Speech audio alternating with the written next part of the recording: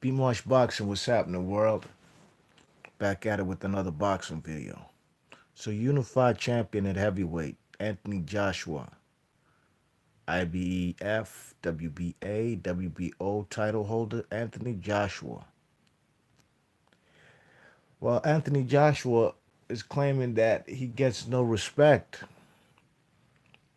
from the world media, and specifically America to be exact, you know what I mean? Because he claims that the world media is governed by America, you know what I mean, and by the United States, like the United States controls the world media.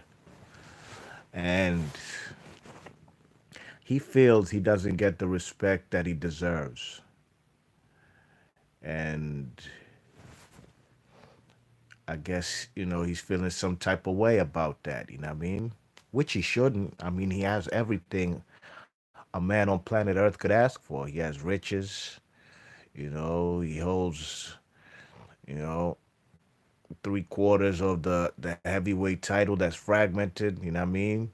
Tyson Fury has the other. He's in possession or at least in talks to fight for undisputed, a domestic undisputed heavyweight championship. Which would be a massive deal over there in England. You know what I mean? So him claiming that he gets no respect from the world, you know, it might be true to a sense, and it might be not. But at the end of the day, his career is not over. He still has a lot to prove. Just like everybody out there, unless your name is like, I don't know, Manny Pacquiao or who else is in the game, got nothing else to prove. I think Manny Pacquiao is the only one really and truly in boxing. And Chocolatito, I give Chocolatito as well, you know what I mean? He definitely doesn't have anything to prove. If both these guys stepped away from the game today, they're going to be first ballot Hall of Famers, you know what I mean? Unlike everybody else, you know what I mean? Some say Canoli's a Hall of Fame as of right now. I still think his career's not over, and he still has more to prove. You know what I mean? And he still has to, you know, erase some of his, you know, those red flags that he has on his resume from PED use, getting caught twice, all the catch weights, rehydration clauses, and fighting fighters when they pass their prime, and putting up kind of stipulations that don't work in favor of the opponent, but the advantage is, as far as like if it's a scale, the balance is heavily in Canoli's side. So he still has more to do, you know what I mean, as far as trying to prove himself. What's up with you, Justin Ukabiala? He says Donaire doesn't have anything to prove. Yeah, that's true. That's true. I think Donaire really and truly, the Hall of Fame talks from Donaire came about when he was supposed to be washed up and past his prime. When he came back to the World Boxing Super Series and got himself a world title at bantamweight. I think because prior to that, I didn't hear nobody really talking about Donaire as a sure shot Hall of Famer. I thought he definitely had. You could make a case for him, but I think when he won this world title, um, what was it, the IBF title? Um, I think that's actually when the man Donaire, um, the Hall of Fame talk started coming about. But anyways, you know, back to Anthony Joshua. Unlike Donaire, just like Justin Ukabiala said in the chat, and all these other guys I mentioned, like Chocolatito and Manny Pacquiao, these guys really have nothing to prove. You know what I mean? But Anthony Joshua has plenty more work to do. You know what I mean? Hasn't he hasn't stamped his legacy yet, so he shouldn't really have to worry about who gives him respect or not, because at the end of the day, respect comes from what you do in the ring. Maybe some people feel like he hasn't done enough in the ring. So I'm going to read some quotes about Anthony Joshua's gripe with the world media and specifically America. You know what I mean? Okay, quote. Last year was a difficult time in my career. Last year was a real tough year. As a British heavyweight fighter, we never get the respect from the world media, which is governed by America to a certain degree because we're British. Americans are going to take care of Americans. So when I lost, you take challenges. The goal is to win 100%. End quote. So let's dissect what the man just said right there. Talking about last year was a difficult year. Last year was a real tough year. I could understand. It was his first loss of his career, June 1st, 2017. And the fight was really, a thorough domination from the man, Andy Ruiz. You know what I mean? It was it was something crazy to watch as far as, both the guys' physiques, both the guys as far as even the betting odds, you know what I mean? That was the second biggest heavyweight upset since Mike Tyson Buster Douglas, you know what I mean? As far as the odds, 33 to 1. That means if you put $100 down on Andy Ruiz that night, man, you'd get back $3,300. You put $200 down, you're gonna get $6,600. That's a massive disparity as far as, you know what I mean, the betting odds, you know what I mean? It was a massive upset. So Joshua says as a British fighter, we never get the respect from the world. So he could be talking in general about all British fighters, or he could be talking about himself and Tyson Fury. And I said it yesterday in my video. Tyson Fury gets all the respect possible that he can here in the United States, you know what I mean? He's put in the work, you know.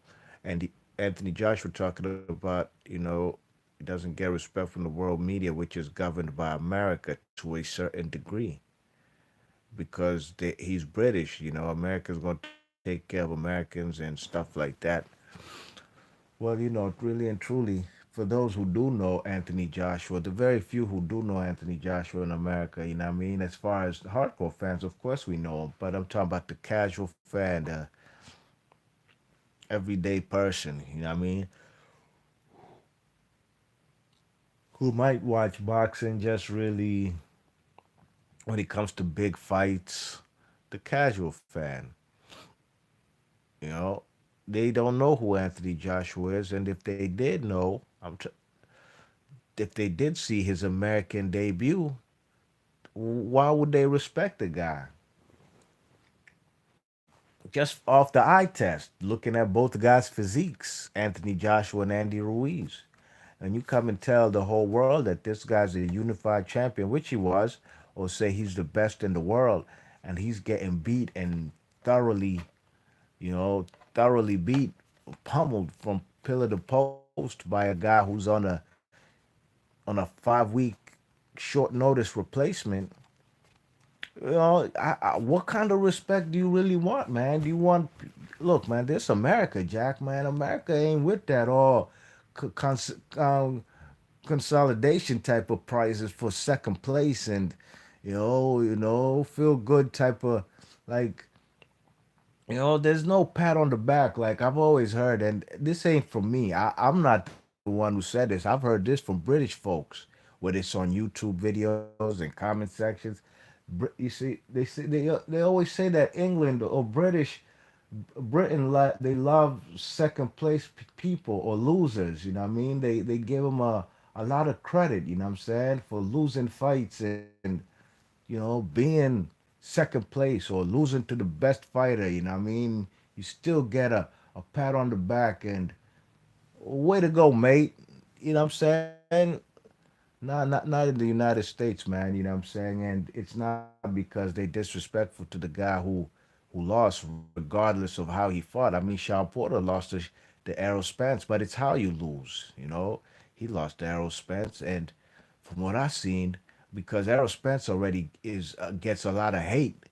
A lot of people tried to make it look like, well, the guys who I guess hate Errol Spence, they tried to make it look like, oh, them fellas Sean Porter won the fight, or he did damn great, man. Oh, he took it to Errol Spence's body. He had Errol Spence on the ropes and he was working the body.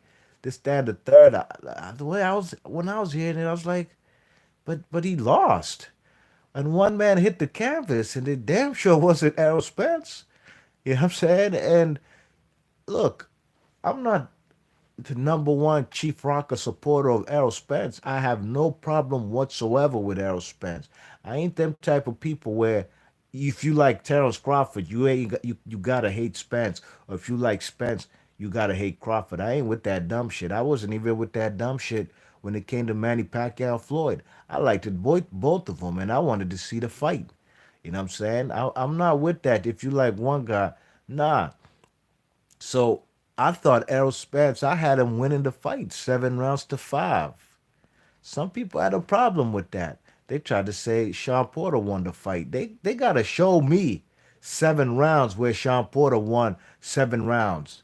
And they can't do that. It's impossible because he definitely did not win 7 rounds and the man hit the canvas. So people's hate is gonna that's when they're gonna start bigging up the guy who's a loser. And it's not because of what happened, the truth in the ring. It's because of their personal vendetta against a particular fighter. You know what I mean? Now, a man like Anthony Joshua, he came in second place that night and got all 3 of his titles snatched from him. Just got the rug pulled from under him, and it was just a total disaster. Not to mention, Anthony Joshua talked about coming to America and taking over the United States. We're here to take over USA. His debut in Madison Square Garden was an utter failure, an epic disaster. Now, where do you really want to get credit or respect for what happened there, and you ain't come back to America to avenge that loss? Not to mention in the second fight, which he won, and I picked the guy to win. My predictions right here on YouTube. Look, man, I thought he will win the rematch on points, just the way he did. I thought it'd be a little closer as far as the scores, you know what I mean? Because Andy Ruiz ain't do jack shit. But at the end of the day, you know, a lot of people picked him to win the fight. A lot of people picked against him too, and you can't blame them, because when you're supposed to be the baddest man on the planet and you've been concussed in sparring, that's like a oxymoron. That shit it don't mix like oil and water. It just doesn't make sense. You can't be the baddest man on the planet and getting concussed in sparring by a guy who almost has a similar physique, but not quite as obese as Andy Ruiz and Joey Daweko. Then you come fight Andy Ruiz and you get pummeled. You know what I'm saying? It's just not good. It's for even the casual person watching the sport and just looking at how both guys' physiques and whatnot, and might not know nothing about Andy Ruiz. They're gonna think this big muscle bound guy is a hype job. And these are just the truth. These are just the things that people gonna think and what they're gonna say. You know what I'm saying? I seen Andy Ruiz that night when he won that title, jumping around in the ring. Man, looked like a Teletubby. That was the first thing that came to my mind, like the cartoon, the little purple and yellow Teletubbies jumping around on the hill. You know what I mean? That's what it looked like to me. You know, getting dropped 4 times and stopped in the seventh round. That's exactly what happened. But he avenged his loss. You know what I mean? He fought a safety type of fight, a Vladimir Klitschko type of fight. You know what I'm saying? Not really much engaging as far as standing in the pocket. A lot of movement, a lot of moving on the back foot, jabbing, jab, punch, smash and grab. You know what I mean? That's how he fought in the second fight. I don't know anybody who goes back to watch the second fight. That's not a aesthetically pleasing fight. You know what I mean? And there's nothing against how he won the fight. At the end of the day, that was his. The goal was to win the fight. You know, Tyson Fury versus Vladimir Klitschko. I thought it's a better, more pleasing fight to watch than Anthony Joshua than versus Ruiz. Just off the strength that, the guy hadn't lost in 10 years. Vladimir Klitschko, he was the man in the division, the lineal champion, a man who held three titles. Um, and, you know, I didn't see it coming from Tyson Fury. You know what I mean? I didn't see it coming one bit.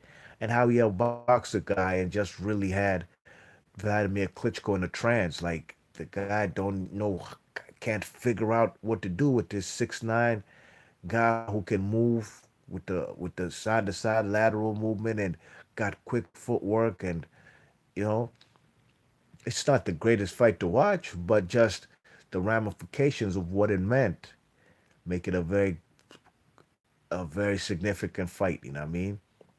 That I have watched more than once. You know what I'm saying?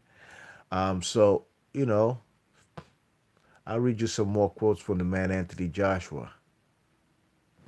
All right. He says, quote, I felt, and I still stand by that today, that everyone had written me off. So I said, cool. They're telling me, man, Josh, you shouldn't go in there for the rematch. He's crazy. I'm talking about some of my idols and stuff like that. So the best thing about Saudi Arabia was proving to myself that no matter what the idols tell me or the expert, no one can go against the gut feeling that I have.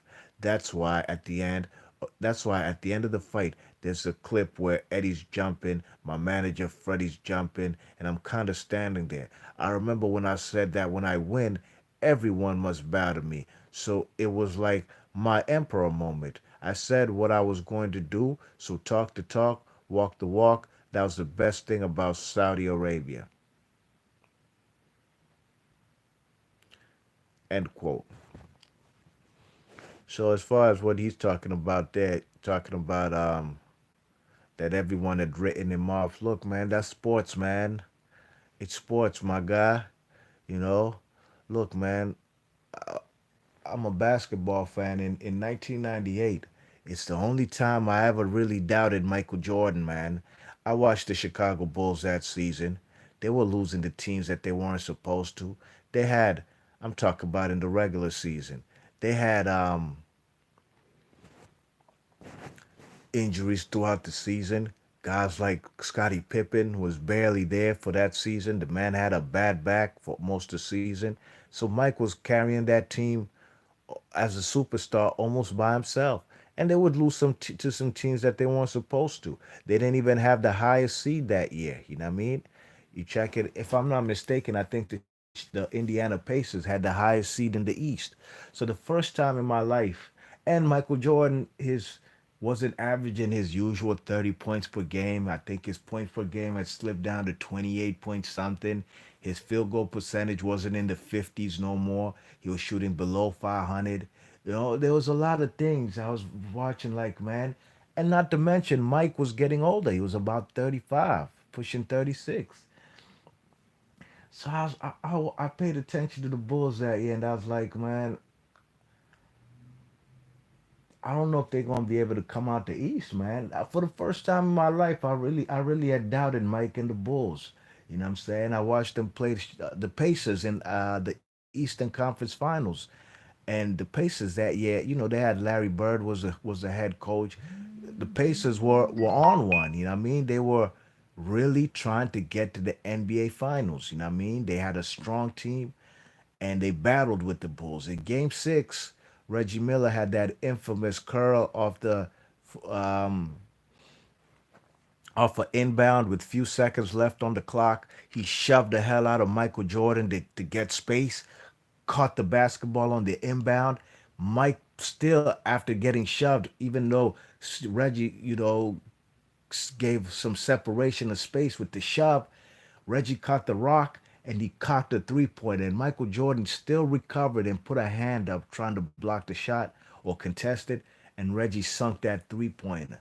That Indiana crowd in Market Square Arena, Indianapolis, went crazy. Oh my gosh, man. You see what he just did to Mike? There was still a few seconds left on the clock, maybe one or two.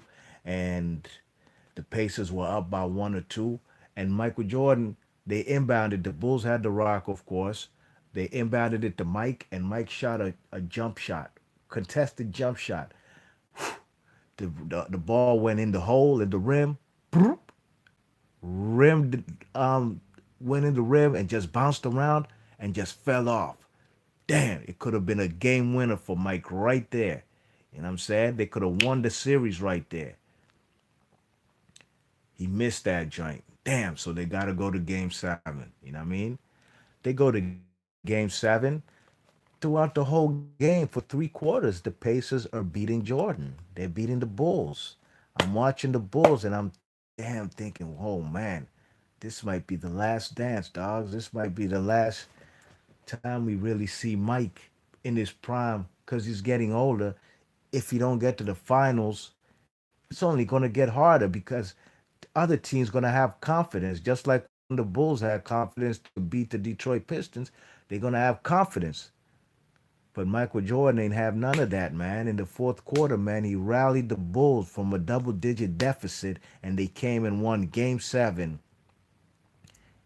If I'm not mistaken, that game in Indiana. You know what I mean? They won that Game 7 in Indiana, and I couldn't believe it. And they went to the finals. They beat the Jazz. I knew they would beat the Jazz. It wasn't anybody in the West wasn't messing with the Bulls. That's just the truth. It's coming out the East, and Jordan had a hard time by himself. Scottie Pippen wasn't there with the bad back, but Michael Jordan did it. So people are gonna doubt you when they see vulnerabilities. It's just sports, man. You know, not everybody's gonna be like, he got knocked the F out. Man, he gonna come back, man. He's gonna do no, some people gonna have doubts. A lot of people, and I made the video yesterday when I said only reason people were suggesting the rematch not happen between Andy Ruiz and AJ, it wasn't because they want to see so bad an undisputed between Andy Ruiz and Deontay Wilder at the time. Nah, it was because of concerns of Joshua's health. They felt like Joshua's gonna get battered and he's gonna get ruined, you know what I mean? And he'll never be the same. That was the concerns about Joshua's health, not necessarily because people wanted to see undisputed from the PBC fighters as far as Wilder and Ruiz and USA and whatnot. No, no, it was for Anthony Joshua's health. So when he's talking about that he felt written off and they were telling him that he shouldn't go in the rematch, that he's crazy, and talking about some of his idols and stuff like that said that he shouldn't go into the rematch and you know you shouldn't take that personally, man. You know, look, man, maybe some people don't believe in you because of what happened, or maybe even prior. Maybe they've seen some chinks in your armor that, from even the Carlos Takam fight to even the Anthony to Povetkin, how Povetkin had him wobbled in rounds 1 and 2. You know, you check it. Just like some people weren't high or believed in Wilder, it's just, and some people are extremely high on Wilder and they believe everything about Wilder's capabilities. It's just sports, man. It's don't take it personal, dogs. Carl Froch, he didn't think he would win the rematch or should even go into the rematch. So did Amir Khan and a lot of people. If I'm not mistaken, even that guy Adam Smith, in England, even Eddie Hearn had concerns about him going. So maybe that's what he's talking about when he's seen Eddie and his manager jumping around, and Joshua said he was kind of standing there and remembering when he said everyone must bow to me. You check it, and maybe that's another thing. People are not sold on you. Why should anybody bow to you? Who are you? You know what I'm saying? Talking about it was his emperor moment. Look, man, you beat a guy you're supposed to beat, man. It ain't like what Tyson Fury did, beating uh, a top reigning heavyweight. You know what I'm saying? That's the difference. You know what I mean? You check it like talk about it was your emperor moment and Eddie and your manager. So maybe he's claiming Eddie and his manager they didn't believe in him going into the rematch. And if Joshua had self belief in himself, that's great. That's what everybody should have, not just a fighter. Everybody, on this planet Earth who going about with their endeavors, whether it's in their career, whether in whatever facet that you have to have self confidence and whatnot. That's great, you know what I mean? And you should have that, especially being a heavyweight champion, because there's a lot of pressure being a heavyweight champion of the world, you know what I mean? It's a lot of pressure, not just in the ring, even outside the ring, you know what I mean? So at the end of the day, he believed in himself. He got the job done in the second fight, but maybe he still feels like he doesn't get credit. Maybe this is all coming about when he sees the type of um the type of props Tyson Fury's getting. You know what I mean? As far as being a two-time champion, two-time lineal champion, destroying Deontay Wilder in the rematch. These are type of things that Anthony Joshua doesn't have on his checklist. You know what I mean? He ain't dominated the top heavyweight. You know, he beat Vladimir Klitschko, a guy who had been out the ring for like 18 months, who was 41 years old, who had already been dethroned.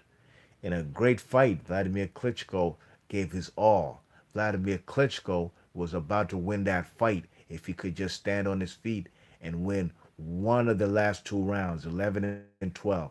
One of the championship rounds on my card, he would have won that fight, but he got knocked out. You know what I mean? Gave a valiant effort, and I give props for Vladimir Klitschko all day, every day for the final fight of his career for showing up and really not wasn't for payday, really trying to dethrone this so-called new generation of heavyweights and get back his title. You know what I mean?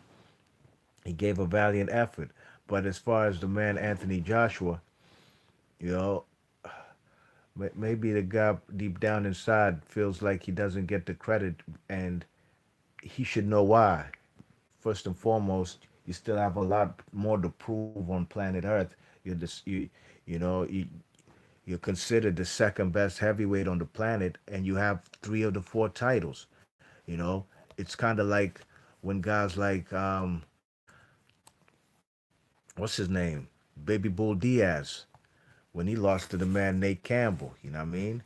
Nate Campbell snatched three titles off of Juan Baby Bull Diaz. But there was a guy named Juan Manuel Marquez lurking around with the WBC lightweight title, you know what I mean? Or the lineal title, you know?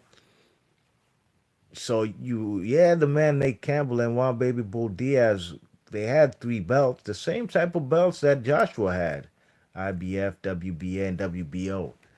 But didn't have what the man Juan Manuel Marquez had, and Marquez was considered to number two pound for pound on the planet at the time, behind Manny Pacquiao. You know what I'm saying? So that's the same type of situation or scenario that the man Anthony Joshua's in. Yeah, you got all them trinkets, most of them paper towels or paper titles. You know what I'm saying? But the man Tyson Fury has a legitimate heavyweight title.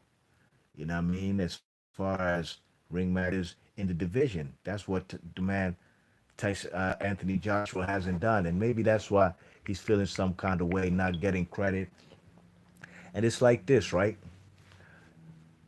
When a country like Nicaragua, Chocolatito, wins a WBA title after beating Kaya Fai, he comes back to his country, to Nicaragua, and everybody comes out and shows out for him. You know, there's a parade for him in the city, or Rungvisai, when he went back to Thailand after he beat Chocolatito. You come to your country, your president's waiting for you. You know, you got like 100,000 people on the streets ready waiting for you. You know what I mean? For a parade to congratulate you. People at the airport already. When America has a flyweight champion, nobody cares. Nobody gonna give this man a parade. You know what I'm saying? Or a bantamweight champion, or any champion for that matter, from heavyweight all the way to strawweight. They ain't getting no parade in the United States.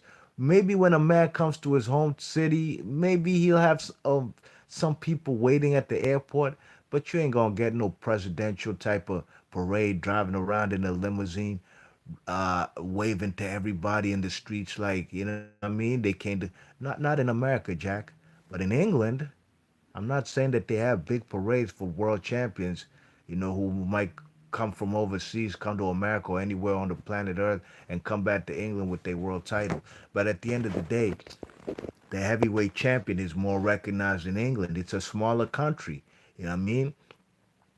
You check it, it's a smaller country than United States. You know what I mean? Popular Anthony Joshua is, and he gets all the credit and maybe even more credit than he deserves in England. You know what I'm saying?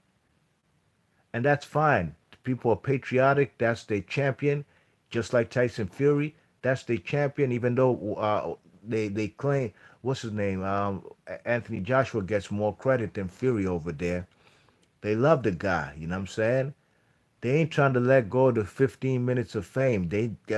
England hasn't had many heavyweight world champions. From Bob Fitzsimmons, you know what I'm saying, to Lennox Lewis, Frank Bruno, Anthony Joshua, Tyson Fury, David Haye. That's it.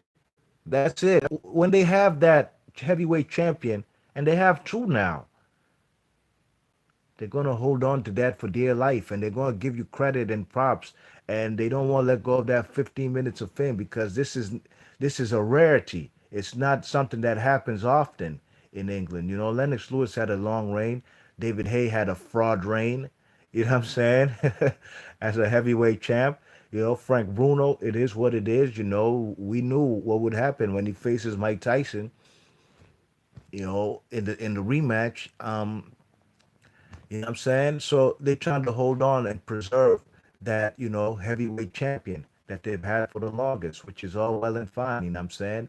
So you get credit over there, but in America, you came over here and you failed. And that's why maybe you feel like you don't get any credit. And you shouldn't have to tell the whole world that because a man like me who's been watching you since the Olympics, I could tell you exactly why. You probably don't get the credit in the States or he's talking about world media, which is governed by America to a certain degree. Those are his words. I'm just gonna, narrow it down to just United States. You know what I mean? The world media, I'm sure they love the guy in Nigeria. You know what I'm saying? I'm sure they love the guy maybe in Africa more than they love Tyson Fury or Deontay Wilder. You know what I mean? Because he has the Africa tattoo and whatnot. You know, they say he's big in the Middle East. They love you over there. But in USA, which is the fight capital of the world, you gotta do something, baby. Credit away from everything and who else does he have? Charles Martin. I don't have to really say much about him beating Charles Martin. Who did Charles Martin beat? Titles, heavyweight titles, in that type of fashion. I want you to beat somebody down. You know what I mean? So that's why the man Anthony Joshua probably feels some kind of way about not getting respect in the United States. I got one more quote to read from this guy. And this is basically concerning cool bro. Even though there's a massive negative effect on what's going on, the positive you have to take from it is yes, indeed. So he's giving props, yeah, basically talking about spending time with family, and that's all well and fine. That's great, man. We're all doing that, and due to this pandemic, you know what I mean. But Anthony Joshua, man, I think if you want to get that worldwide attention, media attention from America, man, you gotta come over here and make your bones over here. You know what I mean? If you had beat Deontay Wilder like Tyson Fury did, people would really now be bowing to your feet like you want him to do so bad. You know what I mean? You check it, that's what he wants. He'd have to do that. You'd have to beat a guy like Deontay Wilder. And that fight was on the table, was talked about for the longest. You know what I mean? If even Anthony Joshua, I remember when he was a world champion when he beat Charles Martin. He used to fight on Showtime. To me, it was inevitable him and Wilder will meet because Wilder was also fighting on Showtime. It's up until the zone stuff happened that fight now was kind of off the table. And people talk about Wilder turning down $100 million from the zone. At the end of the day, it's business. You know what I mean? If you're a man in position where, look, terms have to be correct for you to agree to any amount of money. You know what I'm saying? You ain't gonna sell your soul just to get some kind of money, you know. It's like the man Lamar Peterson and Amir Khan. You know, initially Lamar Peterson was offered, $300,000 in negotiations to fight Amir Khan, and he declined. He knew he was worth more than that. In his next fight, he took a very high calculated risk when he fought a guy by the name of Victor Cayo for $10,000. Man was offered $300,000 by Amir Khan. He declined it and he fought Victor Cayo, dangerous fighter, for $10,000. He beat him. Came back to the negotiation table with the man Amir Khan, and now he got $600,000 and he took the offer. You know what I mean? You check it. So $300,000 would have been by far his biggest payday, but he knew he was worth more than that. So terms of a contract have to be right for you to even take it, no matter if it's $350 million or $1 billion. You know what I mean? Money shouldn't always be the motivator or factor of why you do anything. You know what I'm saying? John Skipper, the executive chairman or the head of the zone, he came out and said, he's the reason to blame for Wilder not taking that money. He said he should have come better in had a better negotiations and a better deal for the man Deontay Wilder. That's what he said. We weren't there in the negotiations. If Deontay Wilder turned down that money, and John Skipper, the head of the zone, says, it was his fault. They could have handled the negotiations better. Then you just gotta leave it at that. You know what I'm saying? You check it. So a man like and ever since at a point in time, remember Deontay Wilder accepted 15 million flat fee, and when he did, all of a sudden that Eddie Hearn and them said within 24 hours the WBA has forced him to make a fight versus Povetkin. So there was a whole lot of stuff that was going on. You know what I mean? And I think Anthony Joshua. Look, whenever a man has leverage, he's the cash cow. I think it's always up to him to make the fight happen. Just like Floyd Mayweather was the cash cow, the kingpin, he initiated. He walked over to Manny Pacquiao, said, "Man, let's make this happen. Let's get this deal done." You remember at a Miami Heat game, they exchanged numbers right there. Later on that evening, they met up in Manny Pacquiao's hotel. Two guys that were going to face each other in the ring are seated in a hotel room talking about let's negotiate and make this fight happen. Yes, indeed. Let me read the chat, man. Enough people in the chat. What's up, Hop? How you doing, man? Hops in the chat said, I also had it narrowly for Spence, but Porter performed very admirably, in my opinion, better than I expected. I wasn't I wasn't surprised with how Porter fights. That's how Porter fights. I mean, we've seen Porter in the Keith Thurman fight. I had that fight a draw, and that fight was Porter pushing the limits.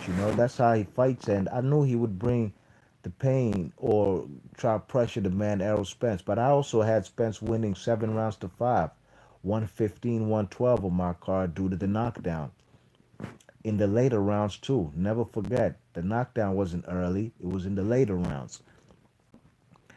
Justin Ukabiala says Joshua has much more to do, just like Duran had to erase his shame off Nomads. Absolutely, he did. Because when Duran went back to Panama, he was ridiculed. They hated him. They ain't like how he quit against that man Ray Leonard. You know what I'm saying? That man wasn't. He ain't get no big parade and people waiting for him at the airport. But when he beat up Davy Moore, when he redeemed himself, just like you saying, Okabiala, Duran had to do more, had to erase his shame. He beat Davy Moore in spectacular fashion. When he came back to Panama, all of a sudden, man, they loved him again. Big crowds at the airport, big celebrations for him. You know what I mean? Hop says, when I win, everyone must bow to me. Ridiculous quote from AJ. One step away from I walk this earth like a god. I, in parentheses, eye roll. Yeah, man. Look, man. The man always talks about stay humble and all this type of stuff, and those type of quotes, they really turn some people off. You know what I mean? And why should anybody have to bow to you for beating somebody you were supposed to beat in the first place? You check it. That's what I'm talking about. That's why you probably don't get no respect that he's looking for. You know what I mean? Be more the BK. What the deal? Be more the BK. What's good with you, man? Good to see you. He says, great content, B Marsh. Stay safe, fam. Absolutely. Same to you and same to everybody in the chat and same to everybody on planet Earth. I pray every night, man, that we get through this pandemic, and I pray for everybody on the planet, to stay safe, to adhere to adhere to the social distancing and staying home, and just try to do everything we can to, help fight through this pandemic. It's real hard, man, but you know, we just gotta persevere and stand tall and stay together. You know what I mean? Stay together as far as adhering to every which way to defeat this pandemic. Hops in the chat, he says, want to talk about Game 7 greatness? How about Magic Johnson in the NBA Finals in his rookie year with Kareem injured in LA? 42, 15, 7, playing every position on the court. That's one of the most remarkable things I've ever seen in sports, man. The rookie point guard, he told the team on the flight to Philadelphia, never fear. He was the first one on the plane, Magic Johnson, when they were going to Philly for Game 6, and he sat in Kareem Abdul-Jabbar's seat, and he told his teammates when they got on the plane, never fear, cause Magic is here, and he had dominated that game, like Hop said, 42, 15, and 7. From the point guard, played every position. Jamal Wilkes had over 30 points, I think 36 points in that game, and they beat Philadelphia on their home court, and he's a rookie.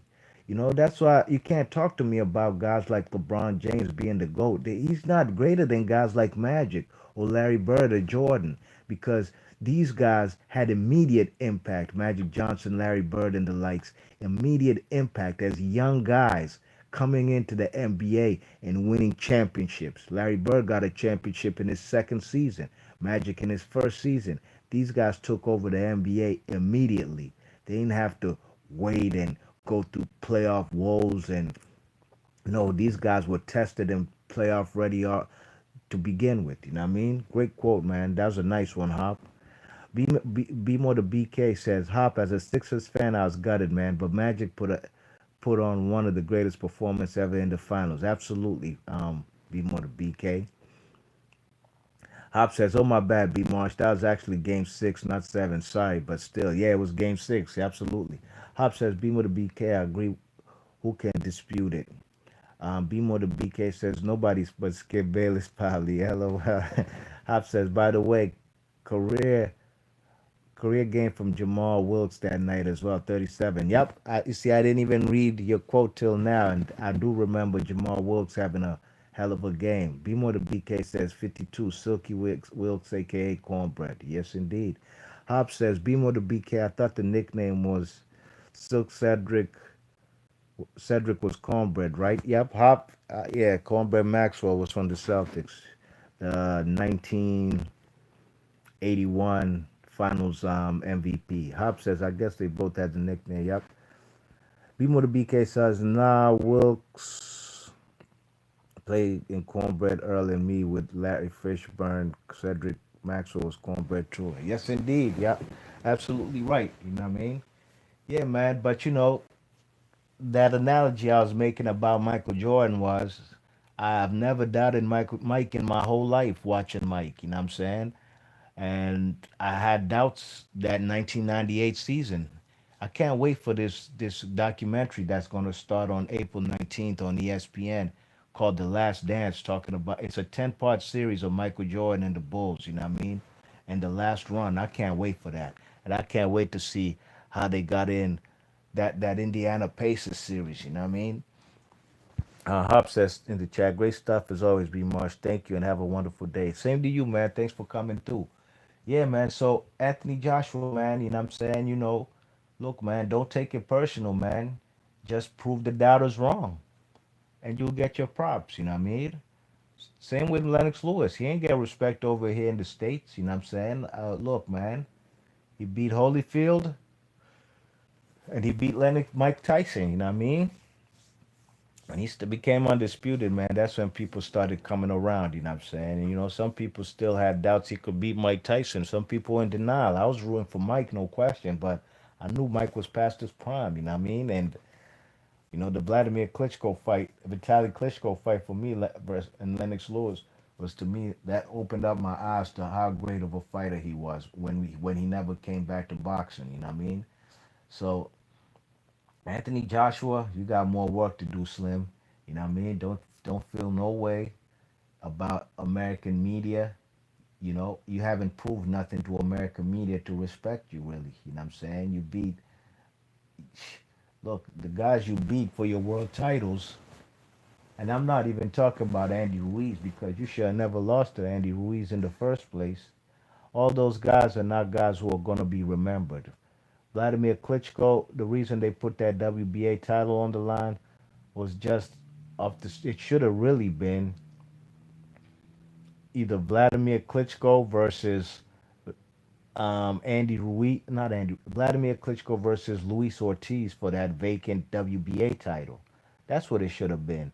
You know what I'm saying? But Eddie Hearn and them, they worked their magic with the WBA, and I'm not sure if they gave. I think they gave the man Ortiz. If I'm not mistaken, I'm not positive. I think they might have given him some step aside money or Luis Ortiz. I do know this for a fact. He was told by the WBA that he will face the winner immediately.